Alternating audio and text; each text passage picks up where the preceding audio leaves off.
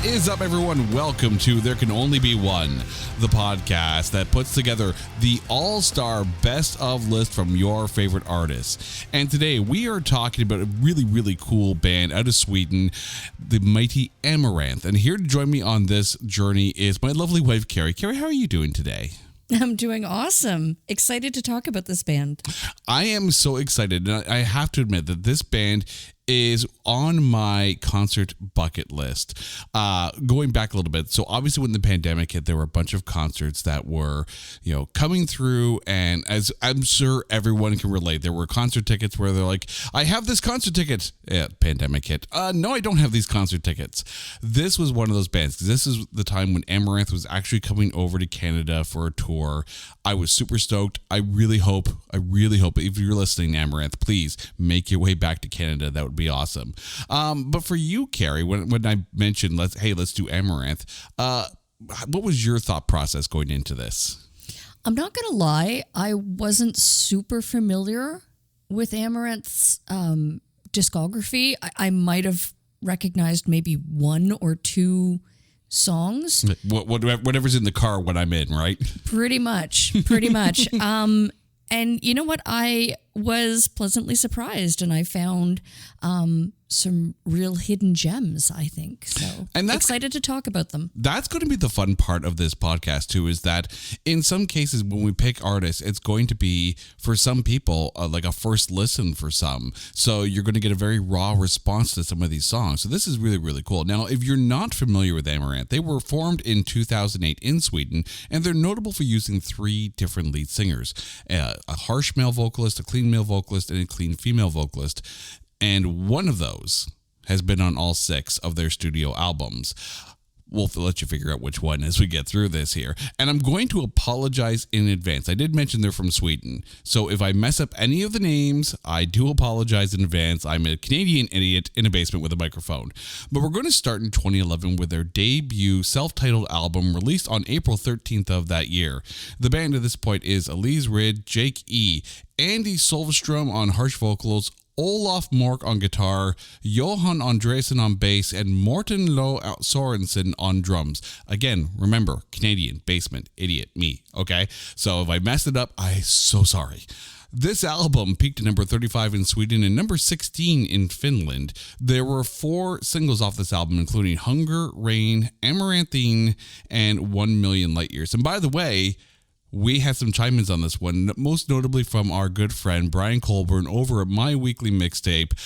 He chose Hunger off of this album. So, Carrie, I'm going to put this to you. Off of Amaranthe's self-titled album, which song do you have? I wrote down Leave Everything Behind.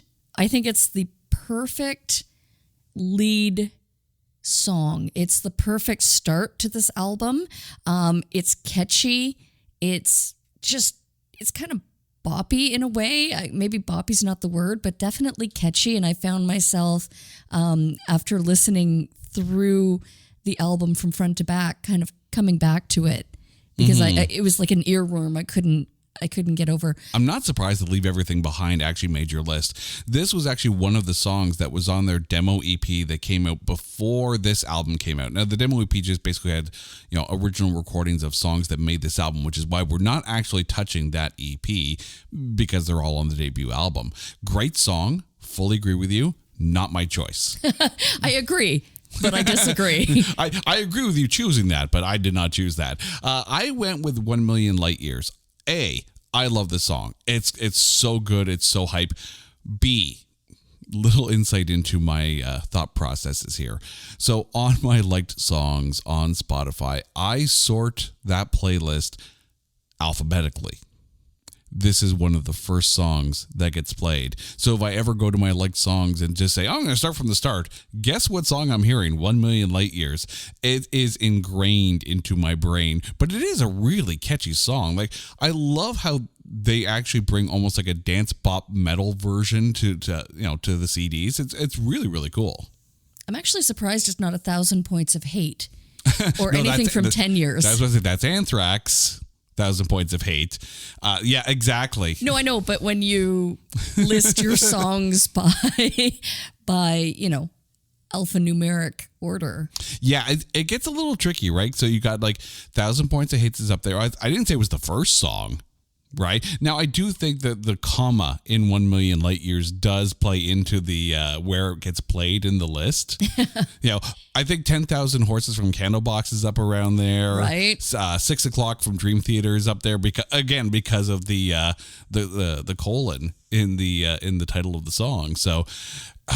But we're here to talk about Amaranthe. So. Exactly. We're not here to dissect the alphabetization of my liked songs playlist on Spotify. Of the 5,056 songs later. Wow, you are really undercutting my playlist.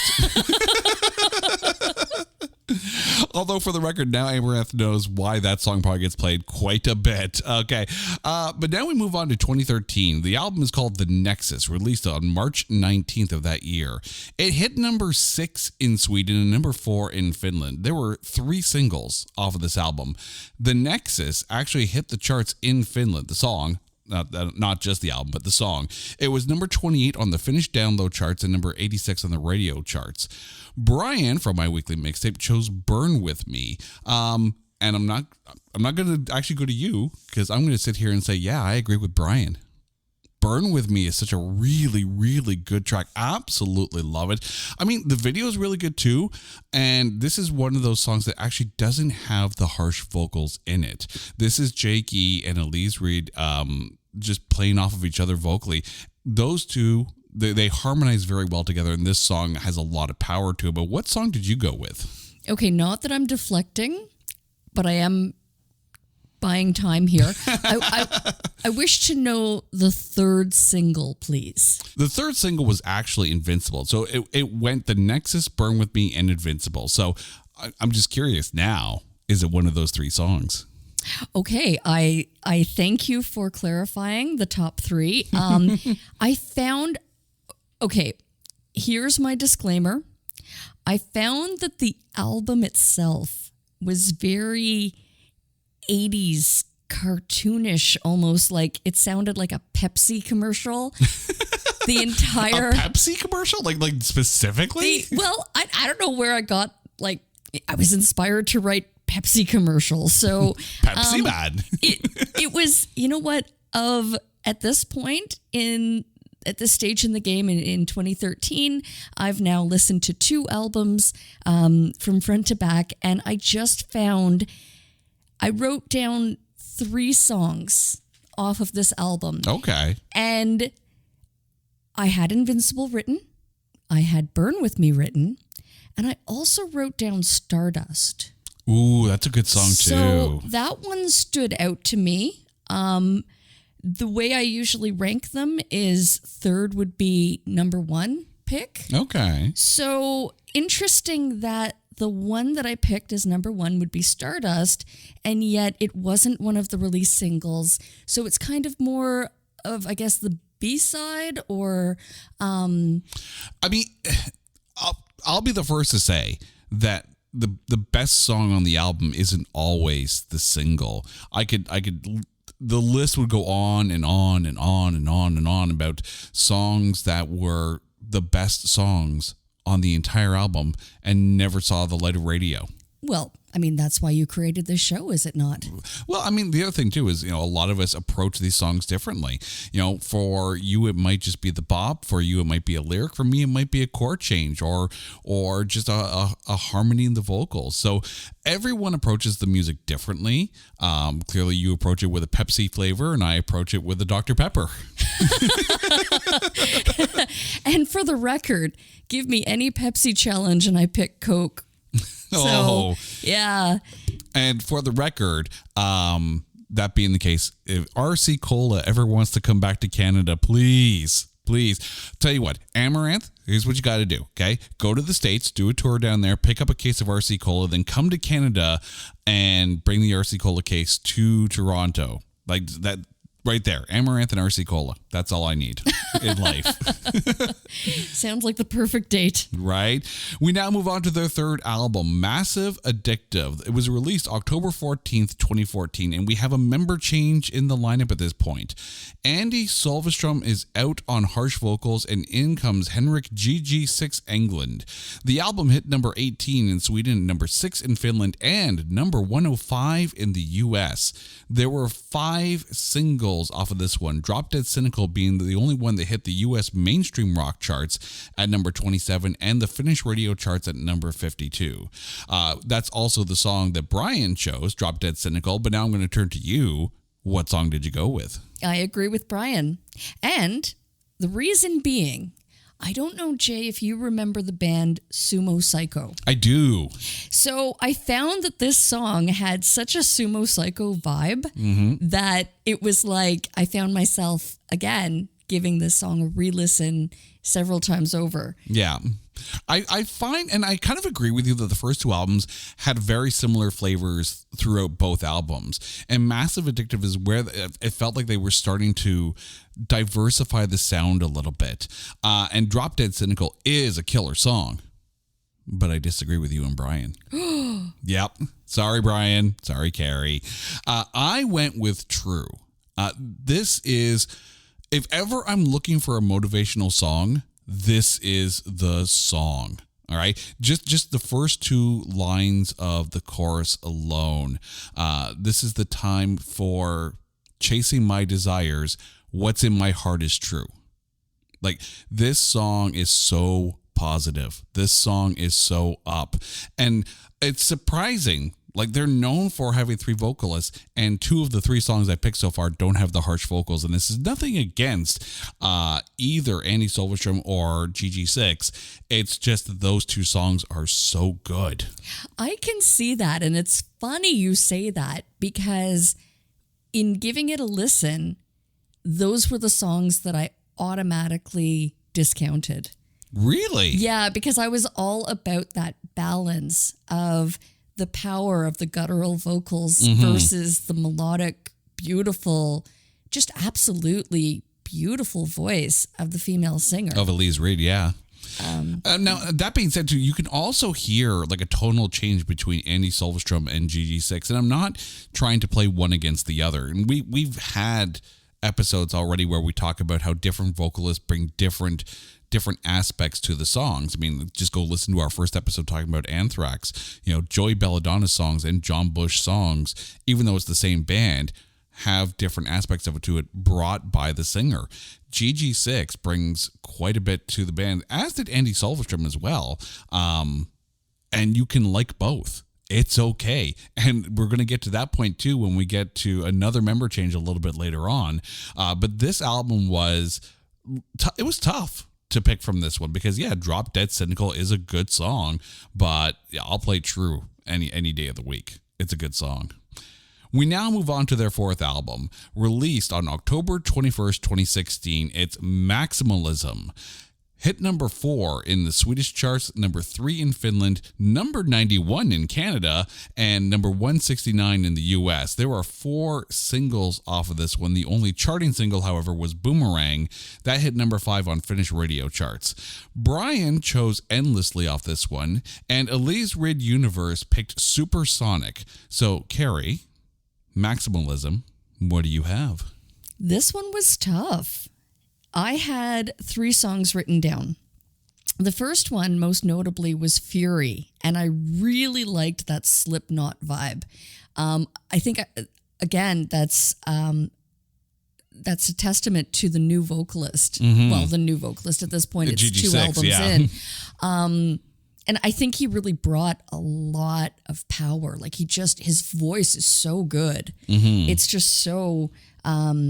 I almost want to use the word dominating, but not that it overpowers the song. It's just like a force. Like, because it's just, again, it's very similar to all the things I love about Corey Taylor. I think Corey Taylor has the best voice he can pull off singing lyrically or singing gutturally. And you also that. Like I Prevail too, so I can see why someone like GG6 would actually make songs, more for you. Right. It brings a power. And no disrespect to the previous singer, but I mean, I really thought it was a good pick. But that is not my pick. I also wrote down That Song. I wondered if this was going to be on your list. You're right. And you know what? It would have 100% have been my choice. I really love that song. I love that song. But it wasn't in the end. And at the very end, Endlessly won me over. Like, I'm talking like I had to go back and listen to it again and then wipe away the tears. And because it's just so lovely. Like, it is, and it just a perfect shows song. just how good Elise Reed is as a singer. Like, honestly, one of the best singers out there. Again, personal opinion. Like, she's phenomenal as far as a vocalist goes. But I didn't go with Endlessly. I too, though, had to put down a couple of different songs on this one here. The one song I wrote down, but it didn't make the final cut, was Breakdown and Cry. And I realize this is more of a Jake E song, but it has like a really, really good groove, and I love the chord changes in the chorus. But 21 was the song I went with on this. And no, not because it's at the top of my Spotify playlist. Again, clearly I like the number songs, but this is another one too where GG6 not only shows his power, but it also shows the fun and the character that he brought to this song. Right? There's the whole the part where he's, as I drop the mic, stop. And then the song picks up again. Like, he brought more fun to the songs, and it just brought them to another level. Again, not just the power, but character as well. So 21 for me was the standout on this one. We now move on to October 19th, 2018, and the release of Helix. And here's where we get our final member change, at least as far as albums have been released, because GG6, of course, after the last album, has left the band. So they are now currently without a harsh vocalist. But on Helix, Jake E was out as the clean male vocalist, and Niels Molin was from Dynasty is now on clean male vocals. This album peaked at number 19 in Sweden and number 4 in Finland. There are 6 singles off of this one. Inferno hit the Finnish radio charts at number 75. That's also the song that Brian chose. And Elise Reed Universe picked the score. So with Helix, and with a brand new clean male vocalist, what song do you have? I wrote down GG6. It is a song. It is a song. They named a song after the... Yes. Okay, so let me get this straight. Because this is literally...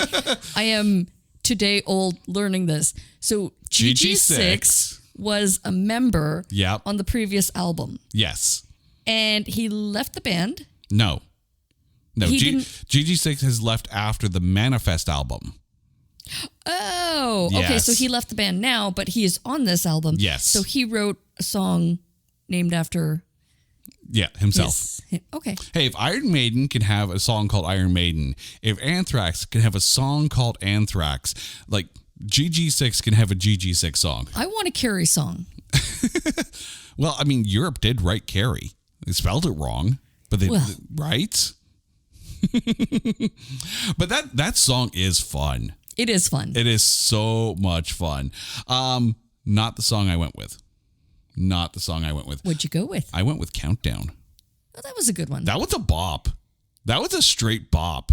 Like, A, they're having fun, right? B, Nils brings so much. Like, between the two harsh male vocalists, you could see very similarities, right? There is a definite difference between Jake E and Niels Molin. Like, it is, very, very different dynamics. And in both cases, they both work with Elise very well. But I think, personally, Helix was when it really started to take off. Like, a lot of good, like the two of them pair very well together. And Countdown showcases literally everyone. We now come to the final Amaranth album. That was released October 2nd, 2020. The album is called Manifest. It hit number 23 in Sweden and number 4 in Finland. There are 5 singles off of this one. Strong hit number 27 on the Finnish radio charts. Now, this is where the guest musicians start to come in, because this is where Amaranthe is really starting to peak in popularity as well. I'm just going to go through just some of the list of the guest musicians on this album. You had Noora Luhimo from Battle Beast on Strong. You had, and again, I'm going to apologize, I'm probably going to mess up some of these names. Remember, Canadian Idiot, Microphone I Am. Perttu Kivilaakso from Apocalyptica doing cello on Crystalline. Elias Holman from Dragonland doing piano on Crystalline. Heidi Shepard from the Butcher Babies did spoken word vocals on Boom. Jeff Loomis from Arch Enemy was the guitar solo on Do or Die, and Angela Gossow, ex-Arch Enemy and manager of Amaranthe, harsh vocals on Do or Die. So with Manifest, their final album so far, what have you got? I'm actually really less surprised about my selection after hearing the list of guest artists. Okay. So with that said, can you guess which song? If I'm considering that you went with GG6 on the previous album, I'm thinking you're going with Boom. You know me so well. Oh my God. Boom. You're right. Everything starts with a boom. And again, it. I apologize. I will never do that again. It's a great song. Again, you see the fun that GG6 does bring to the band. I will say that that's going to be a presence that's missed, I think, going forward. He is just stepping away from touring and, basically trying to focus on himself, which I'm sure a lot of musicians are doing coming out of the pandemic. I would have loved to have seen them. Right. Yeah. But I mean, I'm still looking for, like, when they come to Canada, we're going for sure. But I didn't go with Boom. I actually went with Crystalline. That was a good one. It was a very good one. It was lovely. I mean, aside from Nils and Elise, the way their vocals play off against each other, it's the little bit before, at the beginning of the chorus, the I can see you, like right off the bat. It's almost Tori Amos-esque at times. I can see that. And I'm a big Tori Amos fan. So this is one of those songs that really, really hit. And there's a lot of power to it too. Like, especially, I mean, the fact that you've got someone from Apocalyptica on cello for this, like there's a lot to this song. It was catchy too. Like it stuck with me. It was one of those ones that I circled back to, but inevitably, went with the Boom. And there are 2 versions of Crystalline. There's the full band version, and there's a much more muted, basically sparse orchestral version. Both are really strong and really powerful. Like, it's phenomenal. Carrie, thank you so much. I know this is a short episode. We only had 6 albums to go down here, but we've come to the end. And that could only mean one thing. Of the 6 songs that you have picked, if there can only be one, which one is it? I'm going to go with Endlessly. Okay. It is such a lovely, incredibly lovely song. Like, it was just absolutely beautiful. And hearing the importance to the band member, I'm not sure who, which of the it's Olaf members. Mork's the guitarist. It was his wedding that this song basically became the music video for. Like, this very gothic castle-esque wedding. Like, go watch the music video if you want to have a little tear. But I will say this: if you are in the process of planning your own wedding, do not watch this video, because next thing you know, you'll be sitting there looking at castle rentals and... Can we, renew our vows and rent a castle? I'm sorry I said anything. How about okay, I'll settle for Hogwarts. Okay, so I got to rent Hogwarts, get Elise Rid to sing. No. I exactly how much... We make no money on this podcast. How are we supposed to pay for that? Okay. Check 1, we need to get monetized. Yep. Check 2,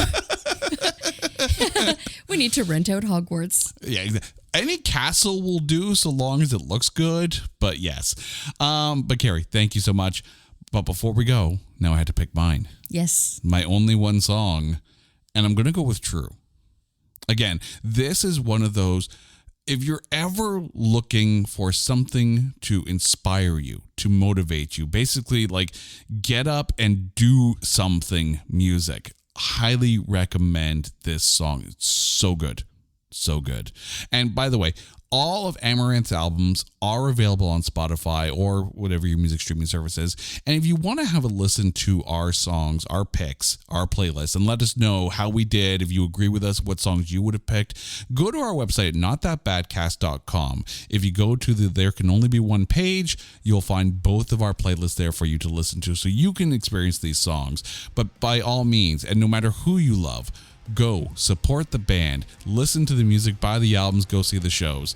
Until next time, this is There Can Only Be One of You. If there's an artist that you want us to cover, hit us up on Twitter at OnlyOneCast or go to our website at notthatbadcast.com. Until next time, she's Carrie, I'm Jay, you're awesome. This is There Can Only Be One. Take care.